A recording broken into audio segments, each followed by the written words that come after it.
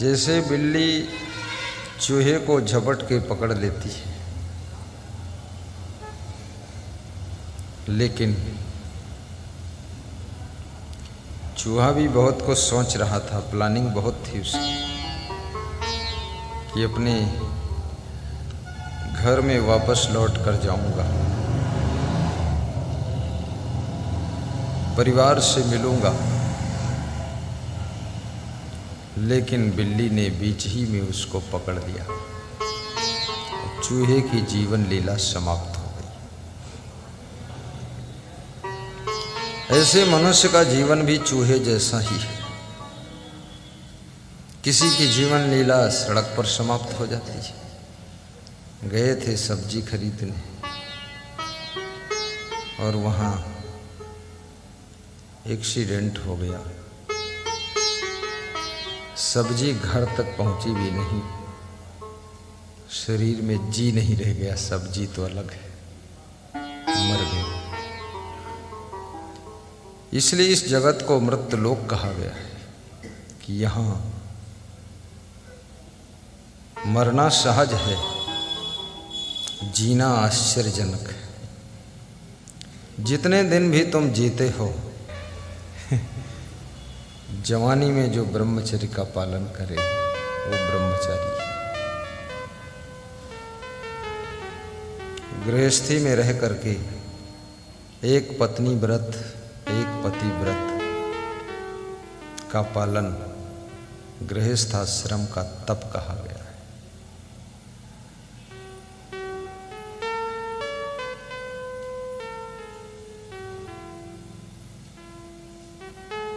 गृह कारजे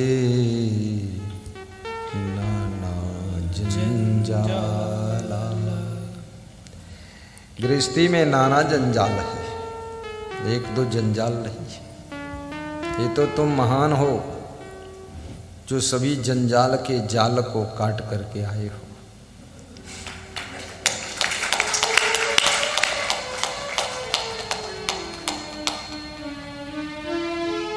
गृह कारजे नाना जंजाला, ते अति दुर्गम शैल विशाला। शैल माने पहाड़, जैसे विशाला माने बड़े पहाड़। जैसे बड़े बड़े पहाड़ों पे रास्ता बड़ा दुर्गम होता है, ऐसे गृहस्थी ये भी बहुत बड़ा दुर्गम रास्ता है। इस रास्ते पर चलना भी बहुत कठिन है। लोग कहते हैं साधु बनना कठिन है, लेकिन साधु से भी ज़्यादा गृहस्थी करना कठिन है। साधु में तो अकेले ही हो, गठरी लेकर कहीं भी निकल गए चलेगा, लेकिन गृहस्थी में अकेले नहीं हो। पीछे बहुत बड़ा आपके पास में परिवार है, दुख सुख सब सहकर वहीं रहना पड़ेगा। गृह कारजे नाना जंजाला। नाना जंजाला क्यों कहा गया? पत्नी है, फिर साला साली है, घर वाली है, माँ बाप हैं, फिर सरहज, मक्का मदीना हज और दो चार सरहज। बहुत कठिन है सरहज।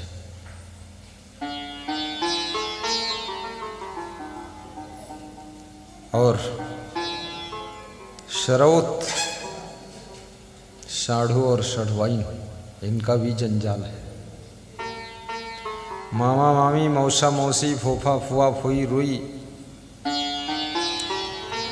बुआ जी, ये सब जंजाल ही है। कोई बातचीत नहीं करेंगे, द्वारपाल कृपया ध्यान देंगे, चुपचाप बैठने देंगे सबको, बोलने नहीं देंगे, कोई बोलेगा नहीं, मुस्कुराते ही आइए, बैठते जाइए। ते अति दुर्गम शैल विशाला, दुर्गम पथ है, गृहस्थ का मार्ग कठिन है, सरल नहीं। गृहस्थी में प्रवेश करना सरल है, लेकिन याद रखना, गृहस्थ आश्रम भगवान राम ने प्रवेश किया था, देखो कितना दुर्गम जीवन बीता है भगवान राम का, गृह कारज नाना जंजाल।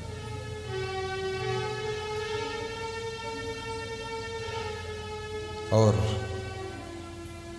लेकिन ये भी याद रखना, ये सब जंजाल के जाल से पार होने की कला भी आपके पास है।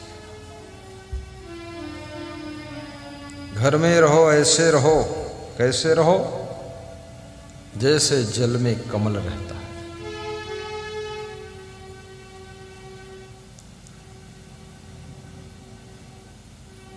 संसार को सागर भी कहा गया है, ये संसार सागर है, और ऐसा संसार सागर है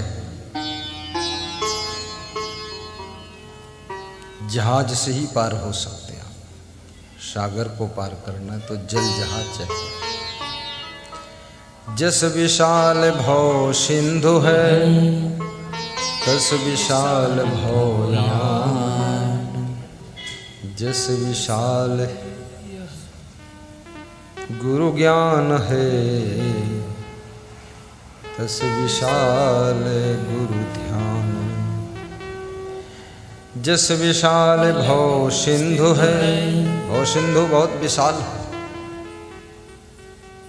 और भव सिंधु में संसार सागर में लहरें उठती रहती, काम क्रोध लोभ मोह ईर्ष्या द्वेष दुख सुख हानि लाभ संशय संदेह की लहरें उठती, और इन लहरों में सभी जीव डूबते रहते हैं, डूबते उगते हैं। पर ये लहरें ऐसे उठती रहती हैं जैसे समुद्र में लहरें आती जाती। जिन्होंने समुद्र देखा होगा उनको पता है, ये लहरें तो जिंदगी भर उठेंगी। समुद्र पार करने की कला चाहिए। संसार समुद्र को पार करना कठिन। कभी तुम काम वासना की लहरों में डूब जाते हो, कभी क्रोध की लहर में डूब जाते हो, कभी लोभ की लहर में डूब जाते हो, तो कभी मोह की लहर में डूब जाते हो, कभी ईर्ष्या द्वेष की लहर में डूब जाते हो, और कभी राग रंग की लहरों में डूब जाते हो। और कितने परिवार तो ऐसे हैं कि पूरे परिवार के परिवार डूब गए, नशा व्यसन की लहरों में डूब जाते हो, विषय वासना की लहरों में डूब जाते हो। मनुष्य तो एक है, लहरें अनेक हैं। एक लहर से बच गए तो दूसरी में डूब सकते, और दूसरी से बच गए तो तीसरी में डूब सकते। अभी 1000 रुपया ये वहाँ पड़ा हुआ मिला है गेट पर, ये भी लहर है। जिसको मिला है वो डूबा नहीं रख लेता चुपके से, लोभ की लहर में डूब जाता है।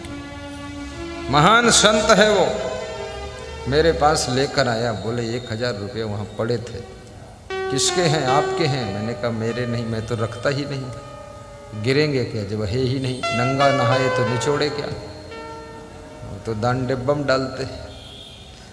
तो बोले किसके हैं? तो हमने कहा यहाँ रख दो, जिसके होंगे वो ले लेगा, जो कोई नहीं लेगा तो दान डिब्बा में डाल दिया जाएगा। क्या करोगे, फेंकना थोड़े है, लेकिन लहर है। कभी कभी विषय वासना की लहरें आती, तुम्हारा मन जगह जगह मोहित होता, सम्मोहित होता है। और ये मन, कबीर ने इस मन की दशा को कहा है, ई मन चंचल ई मन चोर, ई मन शुद्ध ठगा। ये प्योर ठग है, बड़ों बड़ों को ठगा है इसने, नेताओं को भी ठगा है, किसानों को ठगा, जवानों को ठगा, बूढ़ों को ठगा, इतना बड़ा ठग है। महिलाओं को भी ठगा है, पुरुषों को भी ठगा है, सब ठगा ठगा के बैठे हैं और ठग साथ में ही रहता है। ये मन ही ठग है और सबको ठग लेता है। कबीर साहब ये भी कहते हैं, ठग साथ में है, और इस मन रूपी ठग को जो ठग ले वो होशियार है। मन रूपी ठग को जो ठग ले, तुम्हारे मन में जो जो विचार आते हैं उन विचारों की लहरों में डूब मत जाना, उस पर विवेक करना। कभी कभी मन में इच्छा होती है ये घर छोड़कर भाग जाऊं, कुआं ताल ले लूं, कि सिलफास की गोली ले लूं, कि रस्सी का फंदा ले लूं, कि भैंस और घोड़ा ले लूं। बहुत विचित्र मन है। आज के 40 साल पहले महिलाएं कुआं में बहुत कूद जाती थी। अब तो विज्ञान की बलिहारी है जो कुआं खत्म हो गए, हैंडपंप लगे हैं, घर घर टोंटी से पानी आता है। अब कूदे तो कहाँ कूदे, टोंटी में कहाँ घुस पाएगी। लेकिन है खतरा।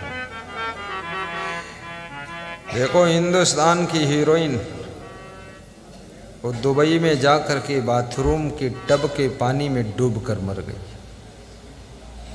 कुआं नहीं मिला तो बाथरूम में डूब गई। आत्महत्या करना बहुत बड़ा पाप है, और दूसरों की हत्या करके भी यदि तुम सुख चाहते हो, सुख नहीं मिलेगा, बहुत बड़ा पाप है। दूसरे का 1 रुपया भी लोभ न कीजिए।